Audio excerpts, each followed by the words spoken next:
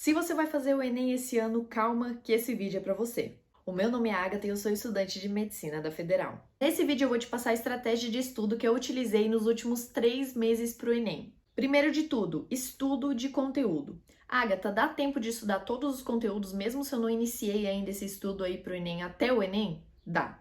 Se você tem o dia inteiro livre para estudar, com certeza dá tempo, tá? É só fazer um planejamento muito bem feito. Gente, tudo nessa vida dá certo se você tiver um bom planejamento, se você souber planejar e colocar as coisas no papel. Então, a minha dica para vocês é: faça uma lista de todos os assuntos que são estudados no ensino médio. Ah, mas nunca caiu no Enem, não importa. O Enem é o Exame Nacional do Ensino Médio. Não importa se nunca caiu, estude aquele conteúdo. Estude todos os conteúdos estudados no ensino médio, tá? Faça uma lista desses assuntos e vá alocando aí de acordo com o seu plano de estudo, de acordo com o seu cronograma, tá? Eu aconselho que você estude 4 conteúdos por dia. Para quem tá meio perdido, o conteúdo aqui que eu falo são aqueles tópicos estudados dentro de alguma matéria. Então, por exemplo, matemática, você estuda lá funções, aí dentro das funções tem função do primeiro grau, função do segundo grau, função logarítmica, enfim. Nem sei se eu falei certo o logaritmo, enfim.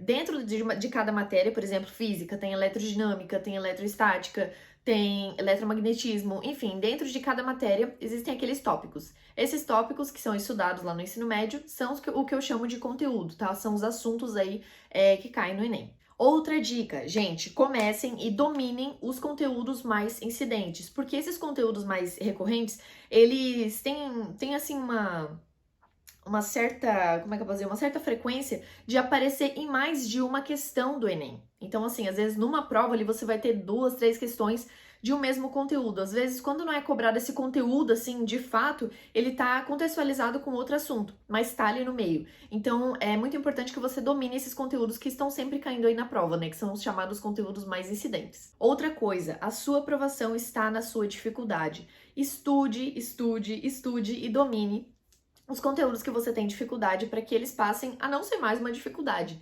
Então, assim, o que eu aconselho para vocês, eu fazia um bloco de estudo de dificuldade todos os dias. Eu aconselho que vocês façam isso também, tá? Porque de nada adiantaria você estudar, estudar, estudar, estudar, estudar, se você, sei lá, aprendeu 5 conteúdos, só que você estudou 30.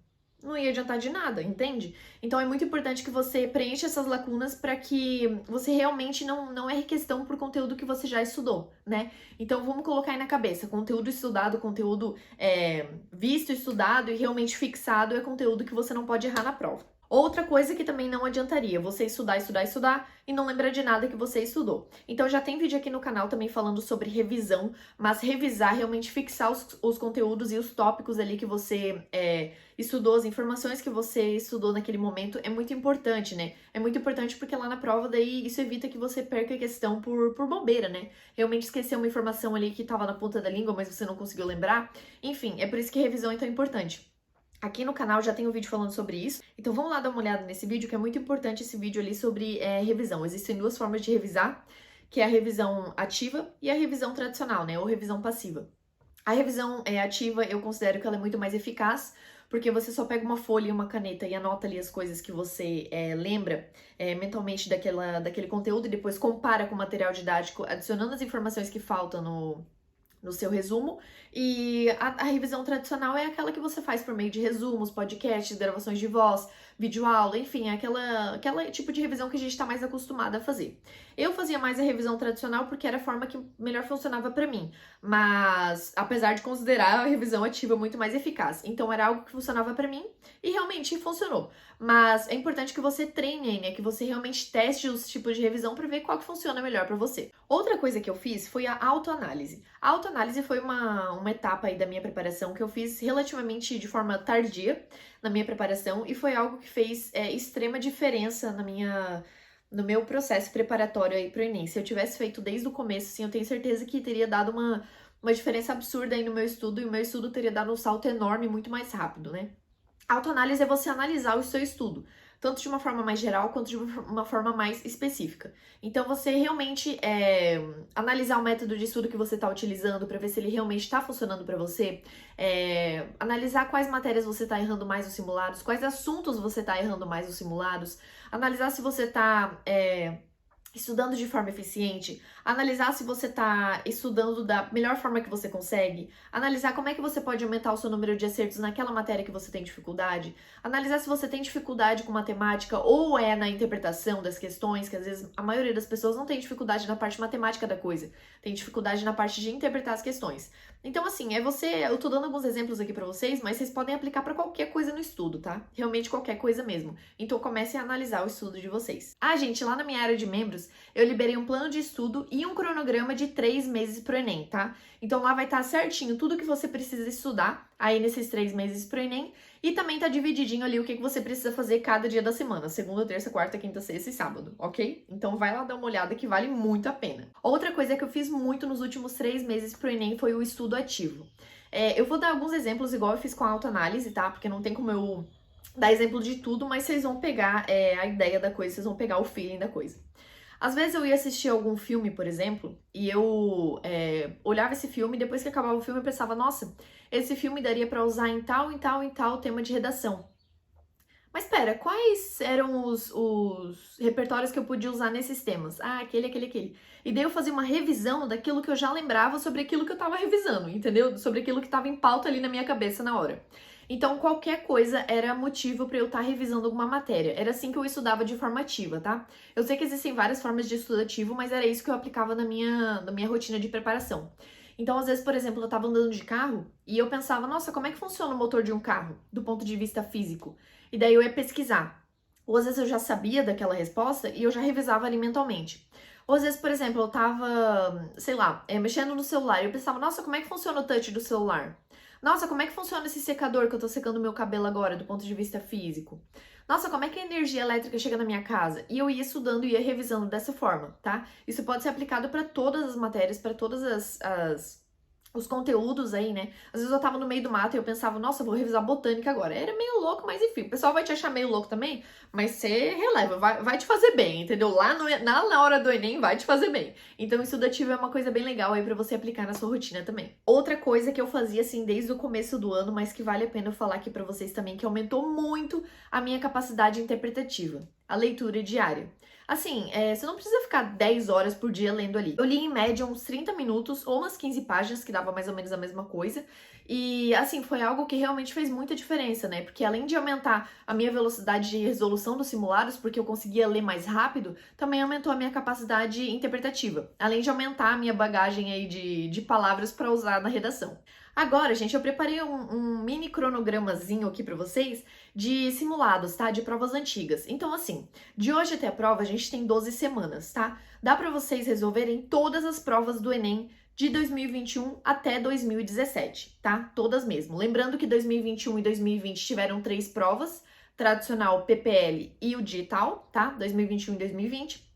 E de 2019 até 2017 tiveram 2 provas por ano, o tradicional e o PPL. PPL também chamado de segunda aplicação. Então, assim, tente mesclar, tá? Resolver uma prova mais atual com uma prova mais antiga. Então, nessa semana eu vou resolver o Enem 2021, semana que vem eu vou resolver 2017, na outra semana 2020 e 2018. Enfim, ir mesclando assim com o mais atual com o mais antigo, entende? Outro ponto muito importante: estude aquilo que pode te dar uma vantagem a mais. Agatha, como assim? Vamos supor que você seja uma pessoa que tem muita facilidade com matemática. Só que assim, Agatha, eu tenho muita facilidade com matemática, mas eu acerto, sei lá, 36, mas pra mim tá bom. Mas, cara, pensa assim, desculpa a gíria aqui, mas imagina se você aumentasse o seu número de acertos pra 42. Se você é bom em matemática, o que tá te impedindo? Sei lá, é só porque eu não tô estudando aquele assunto, aquele outro. Você entende? Aí você chega assim pra mim, Agatha, eu tô acertando 36 em matemática, tenho muita facilidade com matemática e gosto muito de estudar matemática. Só que em humanas eu tenho muita dificuldade, eu não tô conseguindo passar dos 35 acertos, sei lá, ou dos 33, enfim. Então, por que você vai gastar a sua energia final pra focar todas as suas energias em humanas, que vai te dar ali, sei lá, 3 questões até o final do ano, você estudando ali realmente uma coisa que você tem muita dificuldade, você vai avançar, sim, você vai avançar, você vai conseguir aumentar o seu número de acertos em humanas se você realmente pegar firme. Mas se você colocar o mesmo gás em matemática que você tem facilidade e você gosta, você vai para 42, 43. E essa diferença de ponto é o que vai garantir a sua aprovação. É o que vai te dar a sua vaga na Universidade dos Sonhos. Então, assim, Pegue ali e faça uma lista das áreas do Enem que você tem mais facilidade e você mais gosta, né? Porque geralmente tá interligado, né? O que você tem mais facilidade e você mais gosta. Faça essa listinha e veja, eu posso aumentar mais ponto nessa daqui. O TRI vai me ajudar mais nessa, né? Porque tem essa coisa aí ligada também. Mas sempre pense no número de acertos, porque TRI a gente é uma coisa meio louca, né? Enfim. E outra coisa. Sobre essa questão aí da facilidade, não subestimem a redação. Eu vejo que vocês subestimam muito a redação. Tipo assim, eu já tô tirando 900 mesmo. Mas, se você tirasse 960 para 900, de 900 para 960, dá uma diferença de 60 pontos. Numa média simples aritmética final, daria 12 pontos. Só nessa média. Gente, acreditem em mim, isso é muita coisa mesmo, tá? Principalmente para quem quer um curso mais concorrido aí.